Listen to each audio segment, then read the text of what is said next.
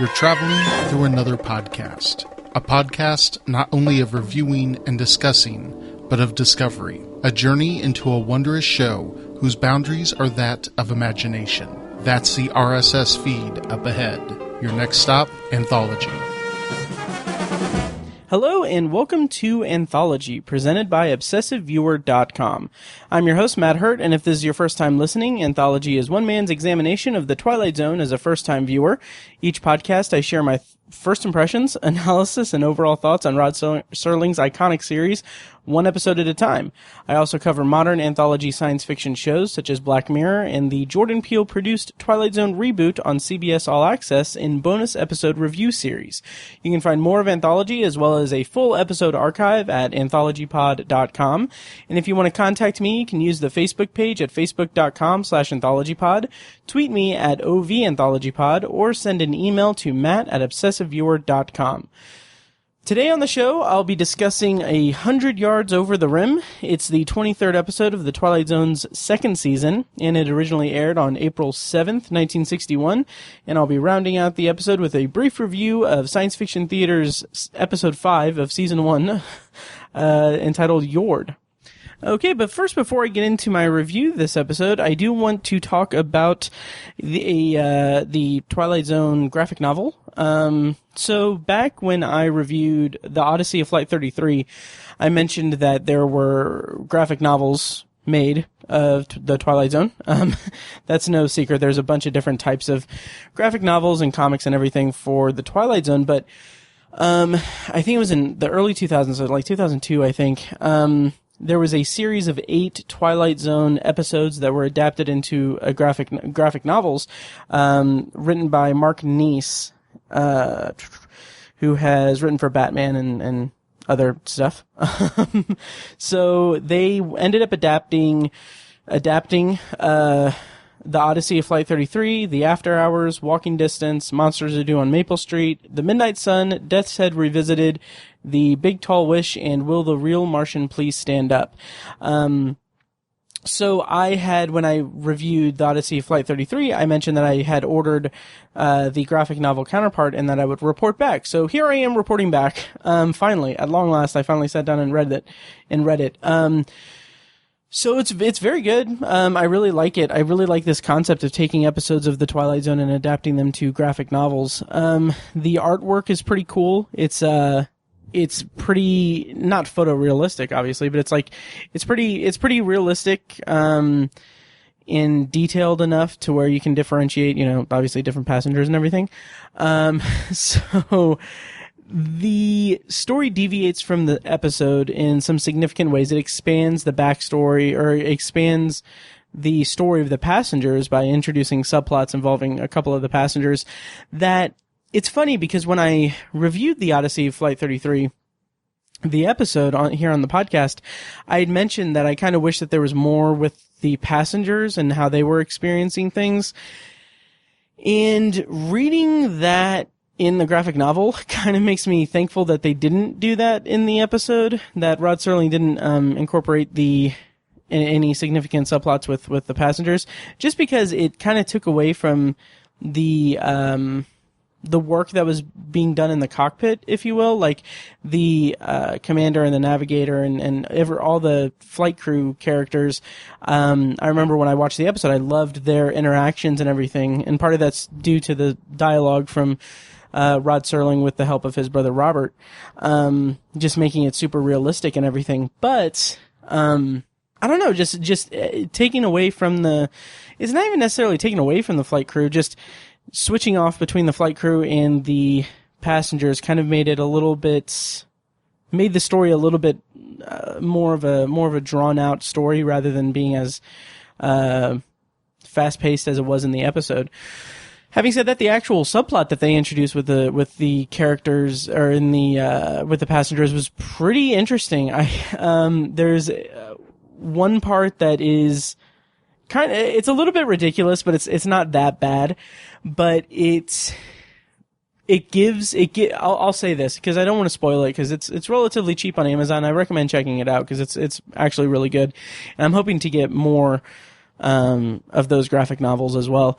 But with the passengers subplot, Mark Neese gives one of the passengers a classic Twilight Zone comeuppance, if you will, that I really enjoyed quite a bit. So, that's the Odyssey Flight 33, written by Mark Neese. Really cool. And also, one of the nice touches that it had at the end was that in the last page, it just had a breakdown of the episode, like the actual episode of the show. It had like the character names, the actors who played them, and then a couple pieces of trivia about it at the end. So I thought that was a really nice touch. All in all, it's a really good, well put together graphic novel, and I'm looking forward to checking out the rest of the ones that were made back in, I think it was 2002. So, I'll put a link in the show notes and everything as well. So, let's get on to 100 Yards Over the Rim. So here we go. As normal, I will read a plot summary courtesy of Unlocking the Door to a Television Classic by Martin Grams Jr. So if you haven't watched 100 Yards Over the Rim, go check it out and then come back and listen to the review, because I'm going to be spoiling everything starting now. So plot summary is... In the year 1847, Chris Horn leads a covered wagon train across the desert towards a promised land. Instead, the men and women have suffered exposure to heat and Indians, and Chris's 8-year-old boy is dying of pneumonia. In desperation, Chris takes a walk over a rim about 100 yards away from the wagons in search of water, and finds himself transported to 1961. Wandering into Joe and Mary Lou's Airlift Cafe and gas station, Chris meets the proprietors. Courtesy of a doctor, Chris is introduced to penicillin and learns there is a natural spring just a short ways ahead. While the general practitioner believes Chris is suffering a delusion, the time traveler discovers in a book that his son will become a famous doctor. Realizing he has no time to hang about and meet the authorities, Chris races back out to the desert. Hurrying back over the rim, he manages to keep ahead of the pursuing police just in time to find himself transported to 1847. Handing his wife the penicillin, he instructs her on how to administer the drugs and then assures them that the future looks bright. Back in 1961, Joe brings the rifle to Mary, which Chris dropped shortly before vanishing from sight. The gun has aged over 100 years. This episode stars Cliff Robertson as Christian Horn. This is his first of 2 Twilight Zone episodes. The next we'll see of him is in The Dummy in Season 3. He also appeared in Serling's Playhouse 90 episode Bomber's Moon, which I reviewed in episode 34 of the podcast. And, he also appeared in Bomber's Moon. Episode 34 of the podcast was my review of King 9 Will Not Return. And obviously Cliff Robertson is very well known to people around my age as playing Uncle Ben in the Sam Raimi Spider-Man movies from the early 2000s. However, he was also in the very first episode of The Outer Limits in 1963 titled The Galaxy Being, which I've watched and it's a good episode. He would also go on to appear in the 1990s Outer Limits reboot in an episode from 1999 titled Joyride. And finally, he also appeared in the Adam West Batman series in the late 60s, where he played the character Shame in 5 episodes. And as Joe is John Crawford, this was his only Twilight Zone episode. He was a character actor who appeared in over 200 movies and TV shows, spanning over 40 years, and apparently he was kind of typecast as a tough guy or villain character, which is interesting because he is not that in this episode. And playing Mary Lou is Evans. This was her only episode of The Twilight Zone. Her last credited role was in 1994 in an episode of Are You Afraid of the Dark? The only other piece of trivia I have for her is that she was the widow of John Frankenheimer. They were married back in 1963. And rounding out the cast as the Doctor is Edward Platt. This was also his only episode of The Twilight Zone. He was also in one episode of One Step Beyond in 1959 called The Burning Girl. And he appeared in 3 episodes of The Outer Limits, The Man with the Power, The Special One, and Keeper of the Purple Twilight. This episode was written by Rod Serling and directed by Buzz Kulik, who this is the 4th episode of 9 that were directed by Buzz Kulik. Previous we saw from him was Static, and the next we'll see is in, I think, a couple of weeks with The Mind and the Matter. So this is the part of the episode where I usually talk about what I knew before going into this episode, but obviously I already knew because I was a guest on Brandon Cruz's Submitted for Your Approval podcast back in November of 2017 to review this episode. So I had already seen this before I started my notes for this episode of Anthology, but since that was well over a year ago, at this point it was like, what, a year and a half? Yeah, over a year and a half ago. I didn't really know what I remembered of the episode itself. So what I remembered is that the episode is about a caravan to the west, a caravan of wagons heading west. And I knew that I remembered there was something about a gun and time travel. And I was kind of surprised because I just didn't remember much about the episode. And I was kind of finding myself confusing parts of it with the Battle of Buster Scruggs, the Coen Brothers anthology movie that is on Netflix. So I was kind of excited to go back into the into this episode and kind of revisit it. I did listen to my episode where I guest on Submitted for Your Approval and beforehand, so I do have that fresh in my mind. But I just want to mention, I love that podcast. Brandon is great. Please go check out Submitted for Your Approval. It's such a good time. So going into my review of 100 Yards Over the Rim, the first thing I noticed was that the Western music that plays at the beginning, it felt like, I don't know, it reminded me a bit of the music in Denton on Doomsday, or Mr. Denton on Doomsday. But I looked through Unlocking the Door to a Television Classic, and I couldn't find the music cue. Like, it wasn't the same music. So, I don't know. It just felt like a very iconic kind of Old West scoring. And it just brought me right into the setting and everything. So that was cool. So we're immediately introduced to Chris and his wife, Martha, who is kind of presiding over their son, who she says is on his 11th day of fever. And she says that he's not going to last much longer, and Chris says that's what she said on the third day. And he's clearly like unsure of what's going to happen and everything. And he's trying to assuage her fears, I guess. So then we get one of the people from the group come up. I think this was Charlie, says that Apache country is just due south and that they're hungry and sick and they were thinking of just turning back. And Chris is like, no, we're way too far into this journey. If we turn back, we'll die. Cause if you want to go back the 1,500 miles, you can, but you'll die. And so it's kind of setting the scene that they're low on water, they're low on supplies, and they're just feeling the, troubles of the journey. And in this scene, like, Chris first says that he'll find some water. Like he's going to find water and he's going to find supplies and everything. And I just really like the way that Cliff Robertson plays the role. Like he's very commanding and he's confident, and Chris's sense of duty toward the group is evident in the way that Robertson just delivers his lines in this first scene. It's just a really great way to establish the character and establish like the stakes of what's going on. And I do want to mention that I kind of wonder if the writers of Lost drew inspiration from this episode when they were breaking the White Rabbit episode from season 1 of Lost, because both this episode and White Rabbit involve men under stress from a group of people that are depending on them to search for water and sustenance when they're far away from any hint of civilization. So yeah, I don't know. That episode of Lost is fresh in my mind because on Obsessive Viewer, me and my friend Kirsten are doing a project where we're introducing shows that we love to each other.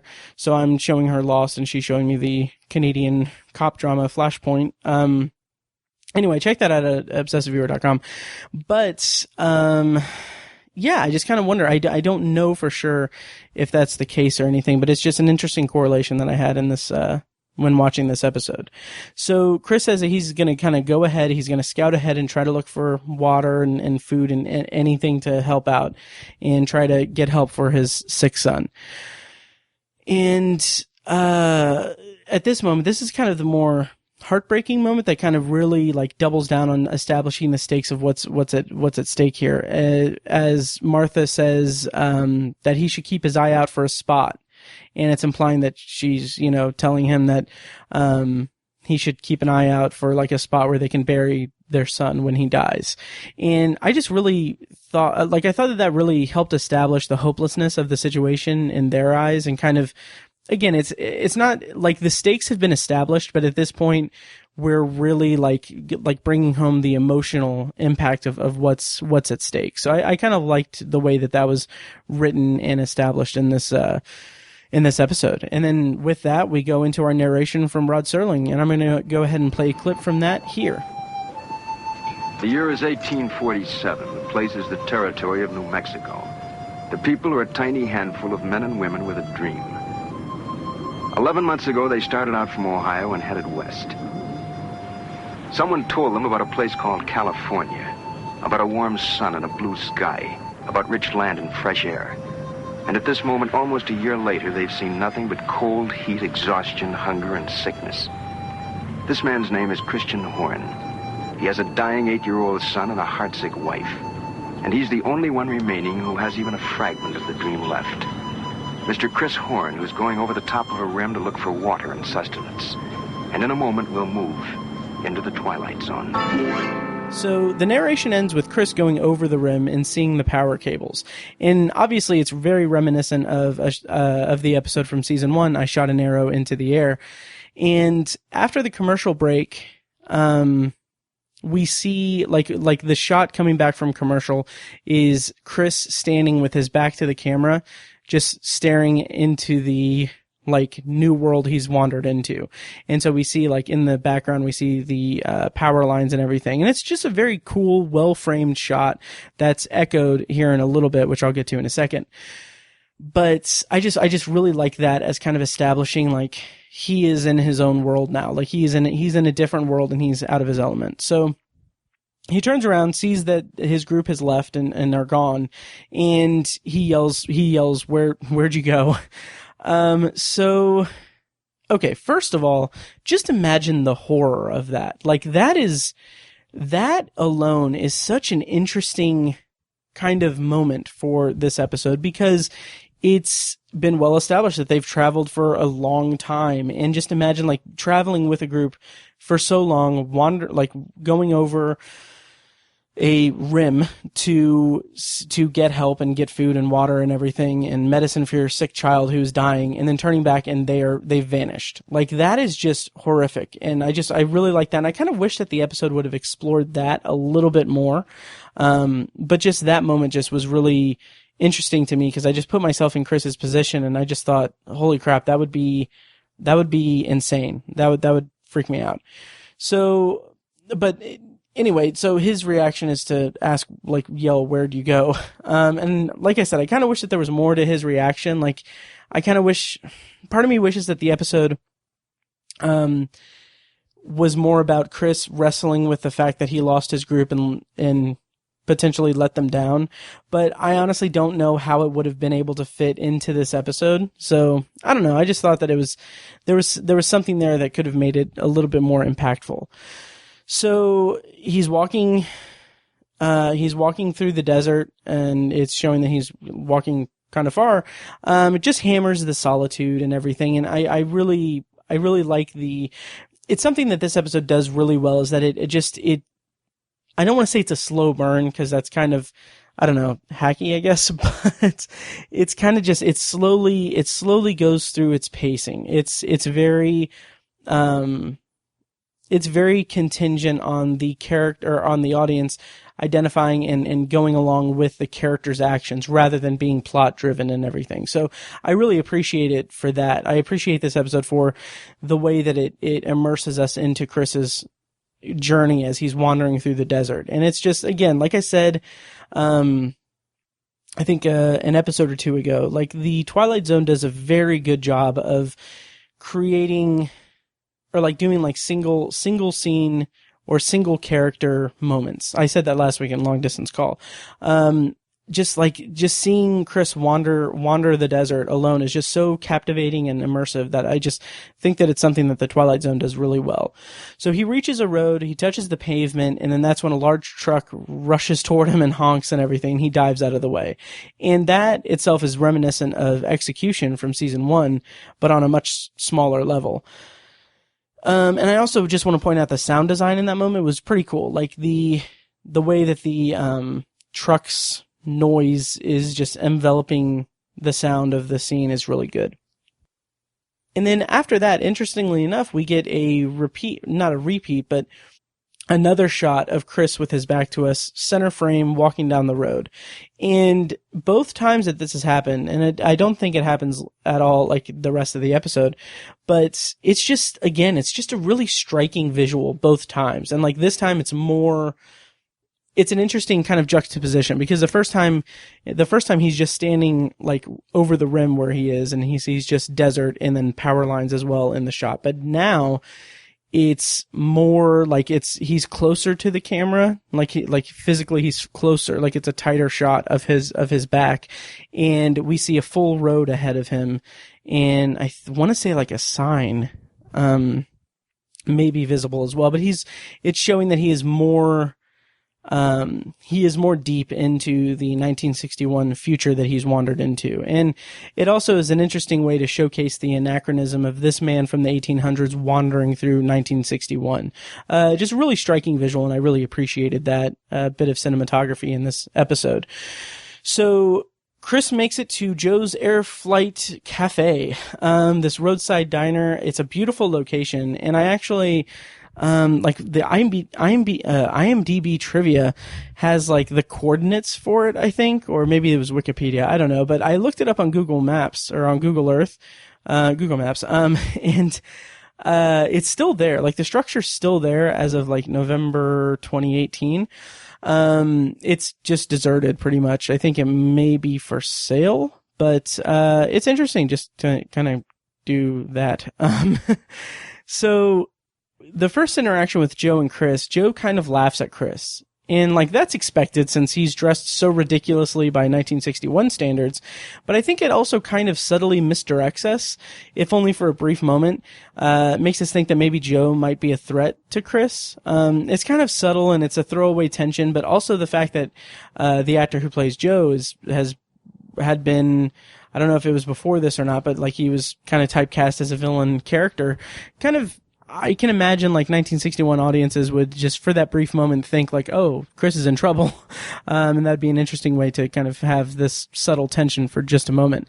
So Chris is talking nonsense about a monster, and I like that. It's different enough from Execution. Like in the season 1 episode Execution, the time traveler in that episode, I'm blanking on his name. He shoots the TV when he sees like a guy, like it's kind of comical. Like, it's an episode of television that has like a standoff, and he shoots the TV. But like the confusion here of Chris thinking that the truck was a monster feels more authentic to that type of situation. And I like how Joe eventually is like, wait, are you talking about the truck? It's like, it's an interesting way to showcase the divide between these two men, and also kind of get them to a common ground for at least a moment. So when they get into the diner, Joe asks how long Chris has been in the desert, and he says a year. And just imagine how delirious you would seem to someone. Like, Chris is pretty delirious in any case, but just like if you were at if you were at a roadside diner and you saw a guy just stumbling in out of the desert, dressed like he's from another century, babbling about a monster that attacked him, and then you ask him like, how long have you been in the desert? And he says a year. On one hand, yeah, it checks out, but on the other hand, it's like, it would be such a bizarre situation that I think is just a really interesting introduction to this episode, I guess.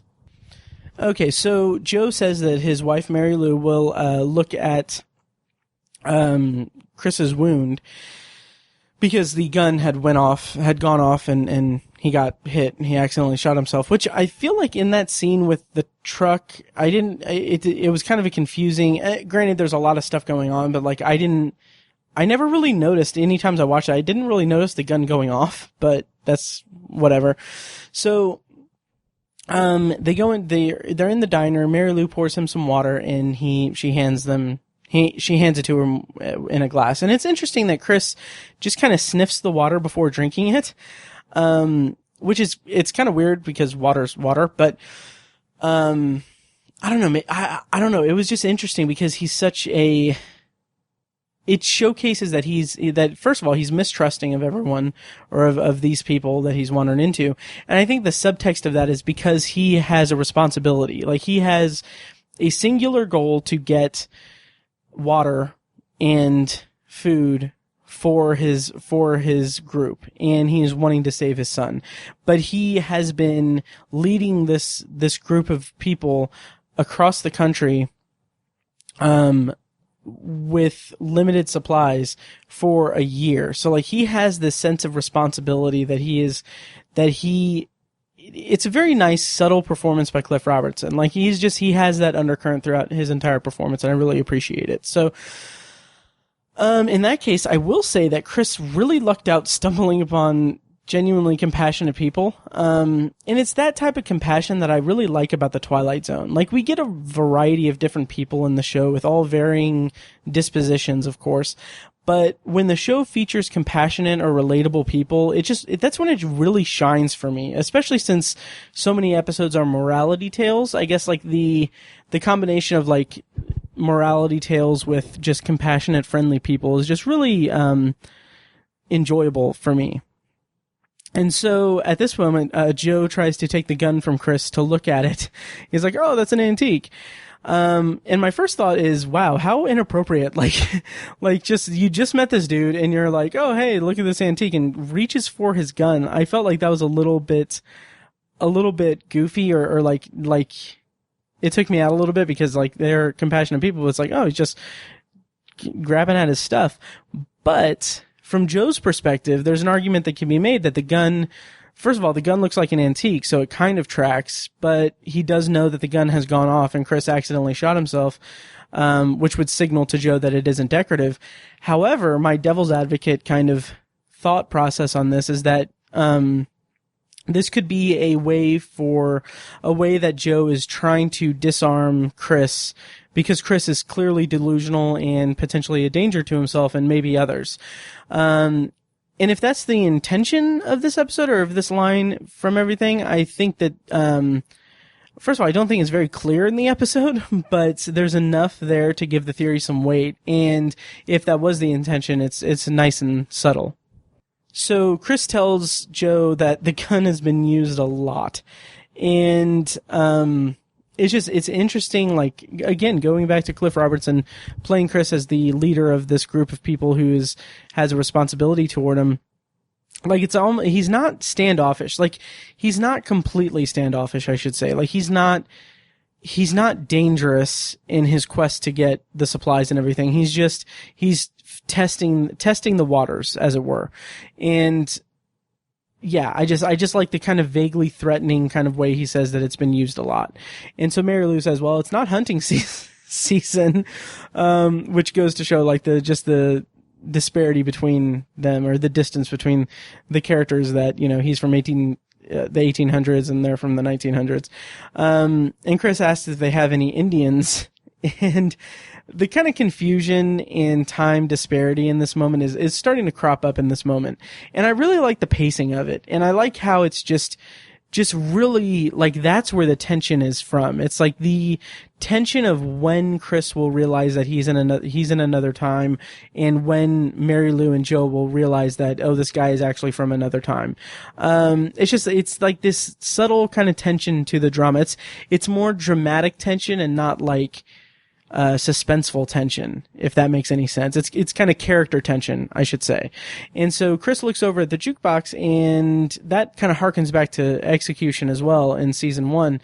This episode is kind of a unique, kind of interesting mirror to that episode in many ways, which I think is kind of fun because that's actually, Execution and, 100 Yards Over the Rim are the two episodes that I've been on for Brandon's Submitted for Your Approval podcast to review, so I thought that was interesting. So so yeah, Joe tells Chris, like, oh yeah, that's a jukebox. And then he tells him that there's a natural spring nearby and that there's game. And then, like, that kind of seeds the, like, hope for Chris.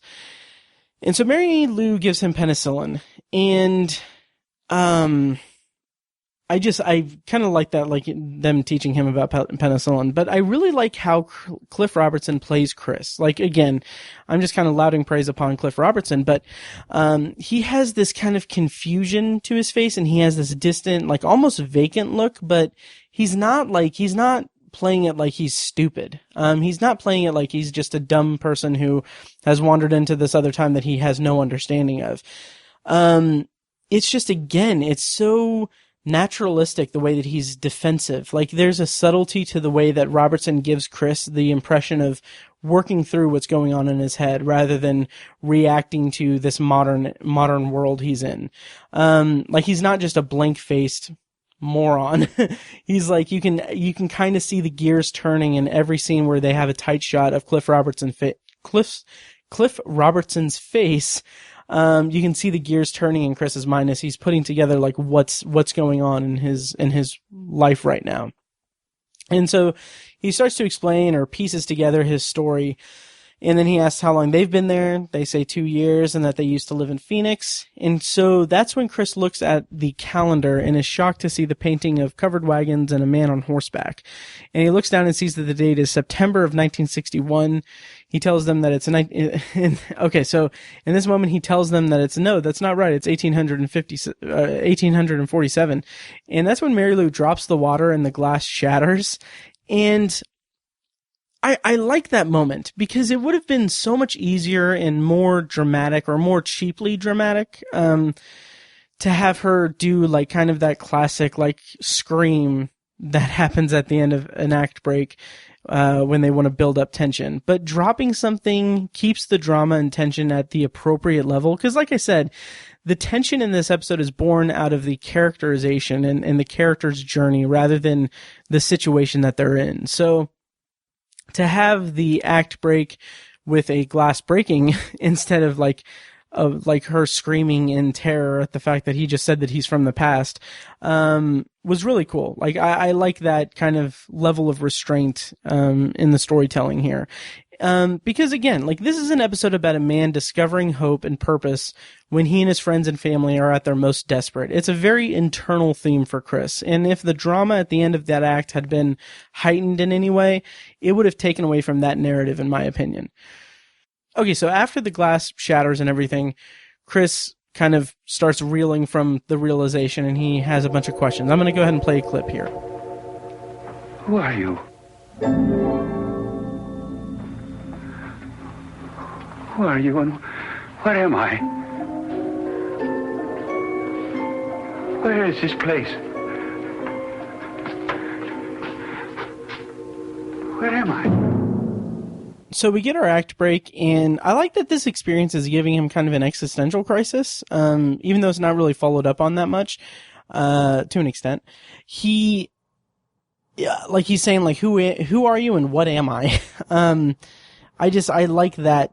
I thought that was a nice touch to the dialogue. So after the act break, we get the introduction of the doctor. He has seen Chris and talks with Joe and diagnoses Chris as being malnourished, among other things. And I feel like this is sort of a leap in time in the episode, and I kind of think that maybe there could have or should have been a scene or even just a line of dialogue where maybe Joe or Mary Lou says that they're going to call the doctor. I don't remember there being a line to say that, so when we get back from the act break, it's kind of a surprise that, like, oh, not only have they called the doctor has seen Chris, and Chris has been apparently sequestered to a back room. And I don't know, it just kind of feels a little bit like a narrative leap. Maybe there was a deleted scene or something. So he compliments Chris's physique, which is normal. Like, he says that he's a fine specimen, which makes sense because, dude's been outdoors for a year. And so, the doctor kind of notes Chris's perfect recall of what he refers to as his imaginary life. And he mentions the dental records, the antique gun that was manufactured a year ago. And I like this scene as a whole between the Doctor and Joe and Mary Lou, because it reminds me a bit of the end of Psycho, where the Doctor is talking about Norman Bates's psychosis and everything. So, but what I really like about it is just it's this rational conversation about an irrational situation, and I really like that. And so the natural kind of conclusion that the Doctor comes to is that he calls the authorities, with the intention of just saying that, hey, there's a man here who needs assistance, who needs to be looked after. And that element kind of reminds me a little bit of Mirror Image, like that, in the sense that the threat isn't necessarily the potential delusion that the character is experiencing, but instead the threat is that the authorities will take that character and commit them or put them in a place where they don't want to or need to be, given the scenario that's been laid out in the Twilight Zone. And I kind of like how, again, the tension is built on what will happen to the characters, and it's not a plot heavy tension, in no uncertain terms. So at this moment, Chris emerges from the back room holding a book, and this is another situation where I kind of feel like there could have been more to this or more build up toward this, because it kind of feels jarring. But he found an encyclopedia and looked up his son, and the encyclopedia reveals that Chris's son was a pioneer in the field of child medicine. And my issue with this is that it's too centered on advancing the plot. Like in an episode where I've heaped praise upon the way that the tension is built through a character perspective rather than the narrative as a whole or the plot. It just doesn't feel like a genuine narrative beat to suddenly have this encyclopedia with the information that the character needs, or information pertaining to the character himself. I just kind of feel like it was a little bit of a narrative leap that I just couldn't really buy into. But this situation in the plot fills Chris with a sense of destiny.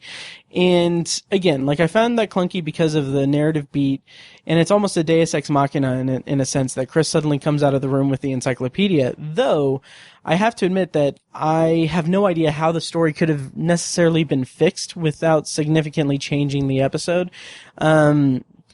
Because unless they just had like one scene where they introduced the encyclopedia, or maybe they could have had, I don't know. I don't know. It's not for me to troubleshoot what minor complaints I have with this episode. So I just feel like it was a kind of clunky way to get to this moment where Chris has this sudden newfound sense of destiny. And also in this moment, I got another Lost vibe from this episode. Like, I kind of wonder again if the writers of Lost kind of drew inspiration from this episode for kind of the overall themes of this episode, or for their show. But I kind of really wonder if some of the themes of free will and fate that were explored so heavily throughout Lost's entire run, and some of the time travel concepts that were in later seasons of the show, I kind of really wonder again if they drew their inspiration from this episode of the Twilight Zone specifically, or on the other hand, maybe it's just not as unique a sci-fi concept in general, at least by like 2004 when Lost premiered. But like, I mean, I could see that like here in 1961, it's probably fresh and everything, but like 50 years later, I could see maybe Lost being just, maybe not using this particular episode as a blueprint, but kind of having science fiction in general that has been inspired by this episode to kind of guide them. So the Doctor wants to stop Chris from leaving because he wants Chris to be well. And I really buy into that. So, because Chris says that he's leaving because he needs to get back to his group. And like this scenario where they have the Doctor like trying to keep Chris at the diner, I felt like that was a really interesting situation because the Doctor has a rational and normal view of what help means for Chris, yet Chris's idea of being well is to get back to his wagon. And it's just an interesting way to present conflict in the episode because, like I said, this is a character-driven drama rather than plot-heavy, and everyone involved in this scenario really do want what's best for the situation, but they have just wildly different viewpoints. And it's something I really appreciate about this, really this climax of the episode. It's like I said, it's not a highly dramatic episode, but it's the culmination of the emotional, conflict of the episode, and I like it. So Chris leaves, he escapes and runs. He runs down the road, and like the shot of him running down the road is vaguely, again, very vaguely reminiscent of Mirror Image for me. To a small extent. Like, I'm probably reaching with that comparison. But as he's running, he's chased by the police. They find him, give chase through the desert. And the suspense is solid there. It's solid. And we see that Joe is with the sheriff as they run toward the rim. Chris makes it over the rim and back to 1847. He lost the gun, but still has the medicine. And, so Chris gets back to the caravan and asks Martha where they went. And that's when we get the reveal that Martha's like, did you forget something? Because you were only gone for a few seconds. And I thought that, like, as a time travel device, I like this a lot. Like, this episode of the show uses time travel really well. And it's a straightforward device. It's just, there isn't much in terms of kind of confusing the audience or anything. It's just a clear-cut, straightforward time travel story. And I really appreciate it for that. So we get kind of the denouement of the episode with, Chris telling his group that they're gonna be okay. The kid is gonna have to take this medicine and he'll be fine. We've got water coming soon. And we're gonna be okay. And he tells Charlie that, the future is gonna be, like, we're heading toward a bright future, and the future is gonna be made because of what we're doing, and the people like us who are doing this, who are going through this for our families and everything. And I thought that was a really nice sentiment. On Submitted for Your Approval, my guest appearance on that podcast, Brandon and I had wondered about Chris's use of the word highways in that moment when talking to Charlie about the future. He says, like, there's going to be highways and stuff. And we didn't really come to a conclusion on that podcast about whether or not, like, highways was really in use there. But I did look up for this episode that, per Merriam-Webster, the first known use of the word highway was before the 12th century. And I think in my head, I had kind of equated highways with interstates and, like, the interstate road system. And so I think that's where the confusion came in. But highways was accurate in terms of the dialogue in this episode. So we get our final scene. It cut back to the diner. The police officer drops off Joe, the sheriff drops off Joe and says, "Hey, don't worry, we'll find him." And so Joe walks into the diner and he tells Mary Lou, like, "Hey, I found his rifle, but it's aged like 100 years."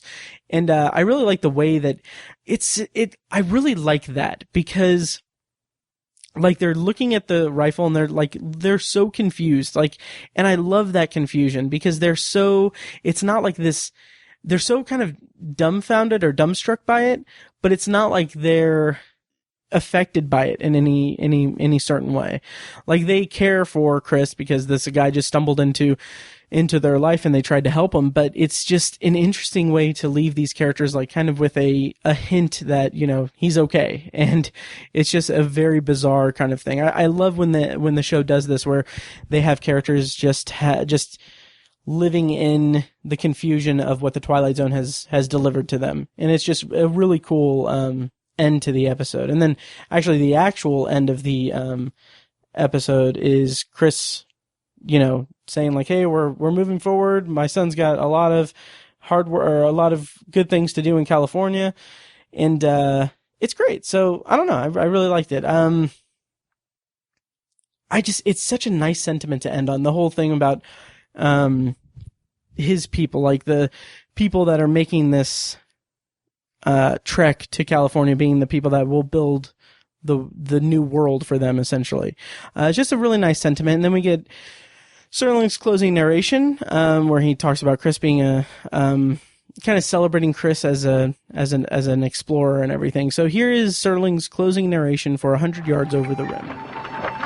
Mr. Christian Horn, one of the hearty breed of men who headed west during a time when there were no concrete highways or the solace of civilization. Mr. Christian Horn and family and party heading west after a brief detour through the Twilight Zone. And that's the episode. I enjoyed it quite a bit. Well, it's not a standout episode, in any extent. It's a pretty okay or solid episode. It's really good. But it doesn't really stand out and everything. I really like the use of time travel and everything, but it was a pretty good episode. It was solid. That's what I'll say. It's solid. So I have some trivia for this episode. Cliff Robertson prepared a detailed treatment for his character, and did a lot of research about the time period of the 1840s. And he concluded that an Easterner like Chris would have worn a stonepipe hat. And Buzz Kulik apparently thought that would make the character look too comical and wanted him to wear, a more historically ambiguous Stetson hat.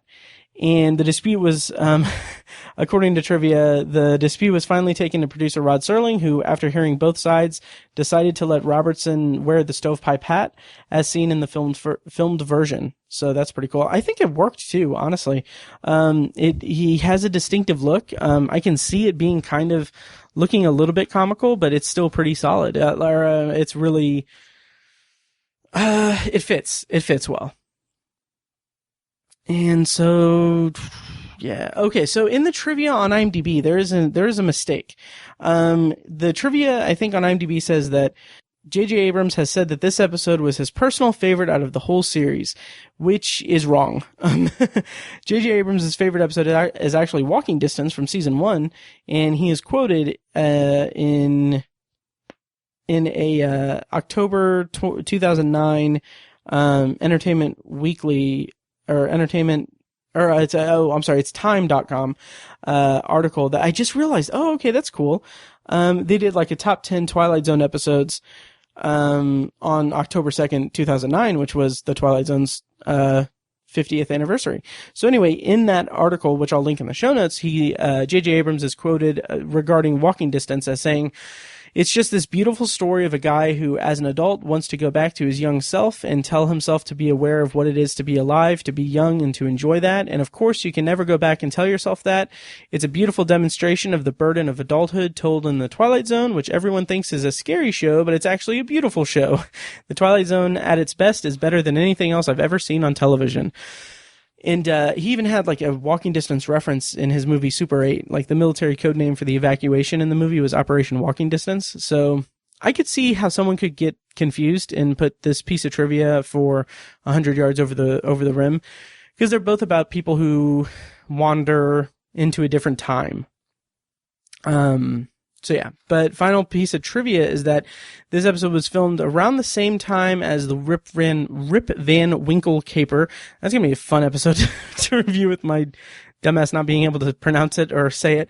But the truck that almost hits Chris is the exact same truck that the guys in the Rip Van Winkle caper, seriously, this is gonna be a nightmare next time, used to transport the gold. And it's kind of fun to think, like, it would be interesting to think that, like, both of these episodes take place in their own same universe. Like I just imagine like the truck that almost runs down Chris is actually the truck of the robbers or the thieves in Rip Van Winkle, going to their destination. I just think that's a cool, like, kind of piece of headcanon for me. So that'll do it for my review of 100 Yards Over the Rim. Like I said, solid episode. I enjoyed it, and I enjoyed talking to Brandon about it like a year and a half ago, so check out Submitted for Your Approval. And yeah, so I'm going to round out this episode with, as I have been recently, a bonus review of an episode of science fiction theater. This episode is Season 1, Episode 5, titled Y.O.R.D. It aired on April 30th, 1955, and it is available in its entirety on YouTube. I'll put a link in the show notes of this episode. Okay, so in the pre-show for this episode of Science Fiction Theater, the host Truman Bradley is demonstrating this kind of self-typing typewriter. It's kind of a proto voice-to-text device. Like he's speaking into a microphone and the typewriter is typing out what he's saying. So it's pretty interesting to see that kind of technology in 1955. And he goes on to talk about a British-developed toposcope, which records brain activity, and like it's a panel that lights up in certain areas as it's reading brain activity.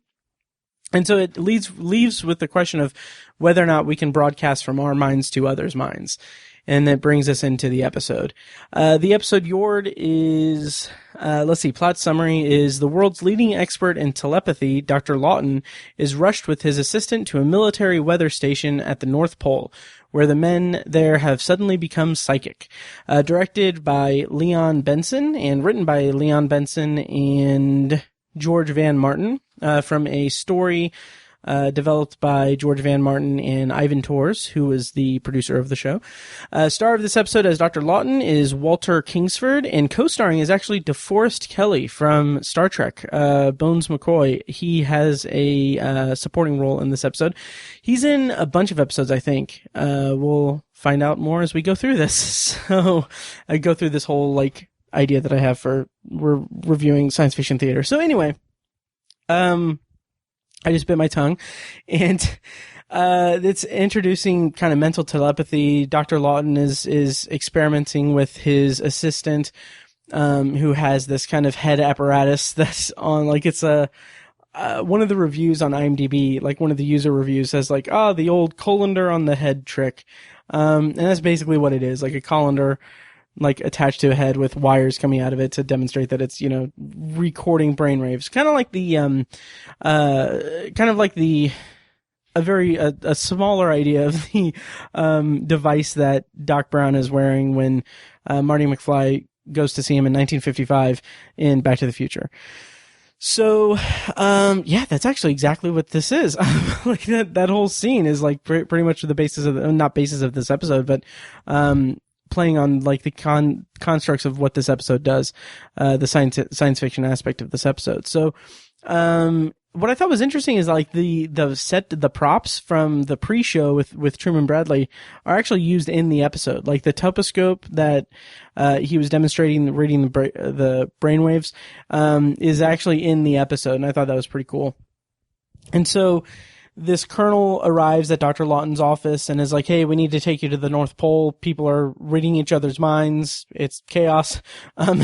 There's a weather station where the men have become psychic. So the doctor is being taken there to investigate. And I want to highlight this. I thought this was kind of comical in a sense, just as someone seeing this in 2019. This scene was pretty comical because, the plane is transporting the doctor and his assistant, who is played by a woman, to the North Pole, and the pilot, I think, is radioing to the weather station saying hey, we've got people here to investigate what's going on.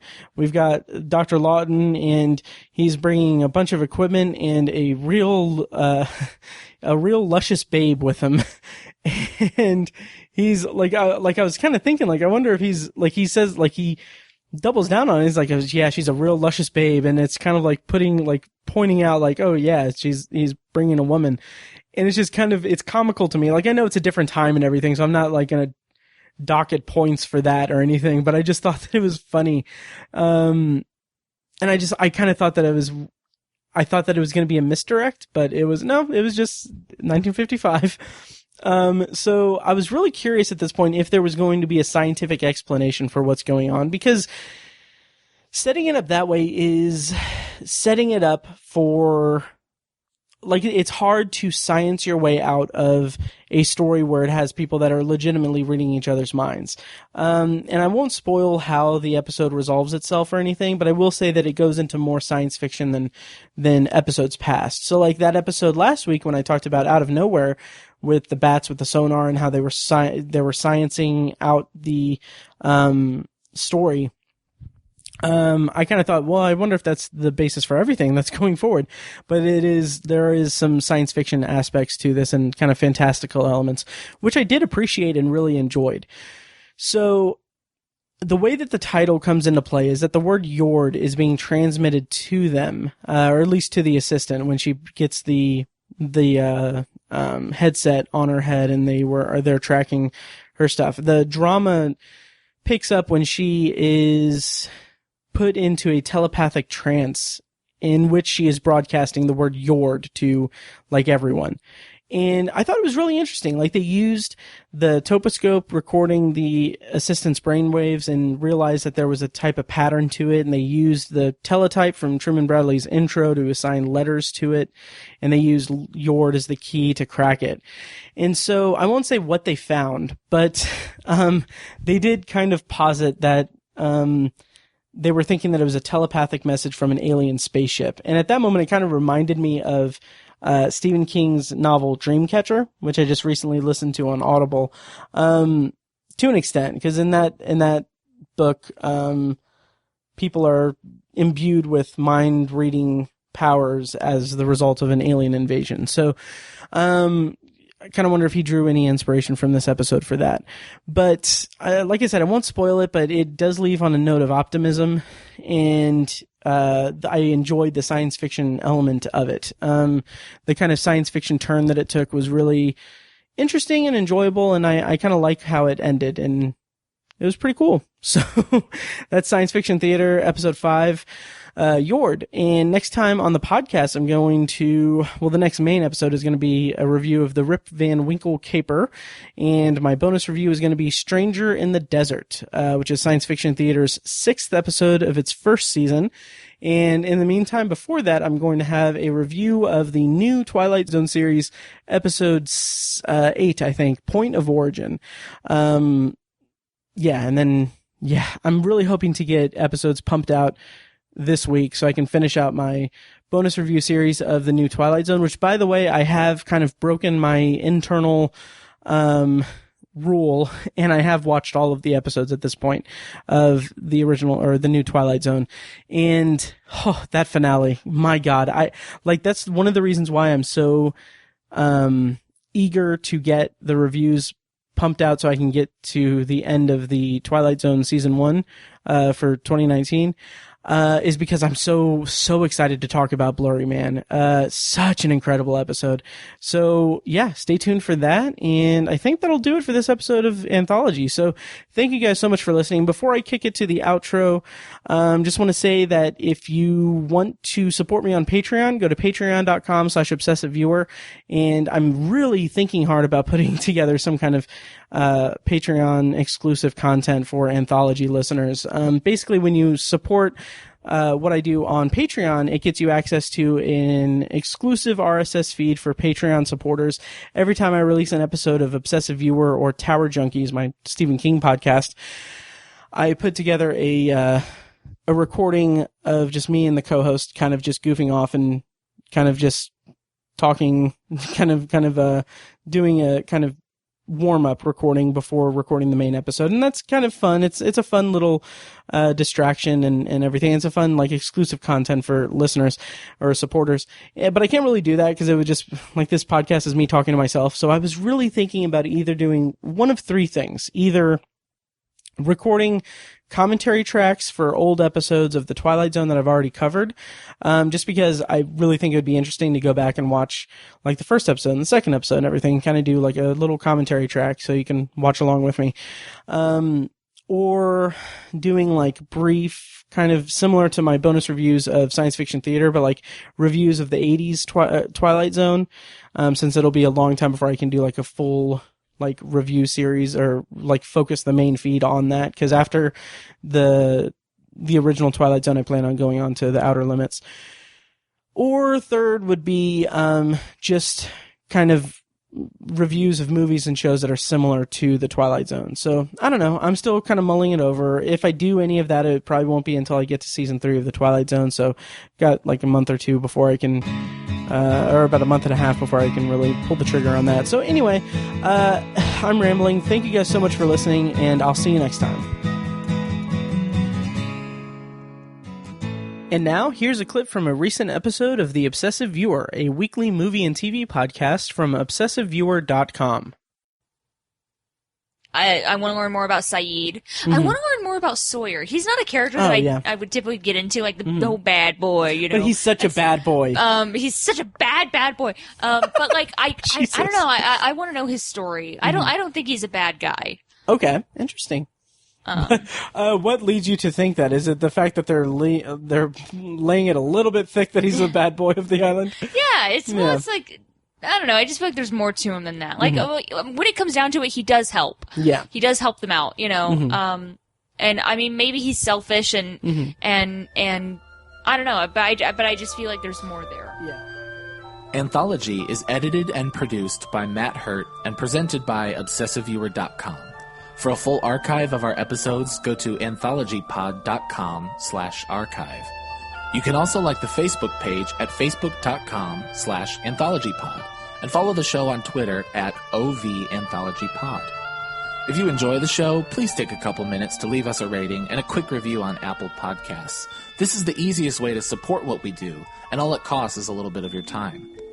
If you'd like to donate to the podcast, you can make a PayPal donation at anthologypod.com/donate or support us on Patreon for recurring donations and access to commentary tracks and B-roll audio recorded exclusively for patrons at patreon.com/obsessiveviewer. Every donation goes toward paying the fees to keep the podcast running and is greatly appreciated. Official Anthology merch, including shirts, mugs, phone cases, and more, can be found in the Obsessive Viewers TeePublic store. You can find a link to the store in the show notes of this episode and at anthologypod.com/donate. Or you can simply search for Obsessive Viewer at tpublic.com. For information about the Obsessive Viewers annual live event showcasing short horror films from local filmmakers, check out shocktoberinirvington.com. And for an archive of all our events, as well as news about potential future events, head over to obsessiveviewer.com/live. For more podcast content, you can find our flagship movie and TV review and discussion show, The Obsessive Viewer Podcast, at obsessiveviewer.com, and on Twitter at obsessiveviewer. You can also find Tower Junkies, a podcast where Matt and co-host Tiny share their love of all things Stephen King and his magnum opus, the Dark Tower series, over at TowerJunkiesPod.com and at TowerJunkiesPod on Twitter.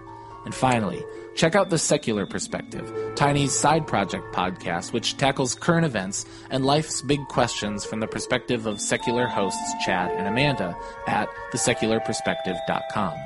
Bumper music for this podcast comes courtesy of As Good As It Gets, which can be found at facebook.com/asgoodasitgetsband. You can also find As Good As It Gets music on Spotify, Google Play, and iTunes. Thank you so much for listening, and we'll see you next time.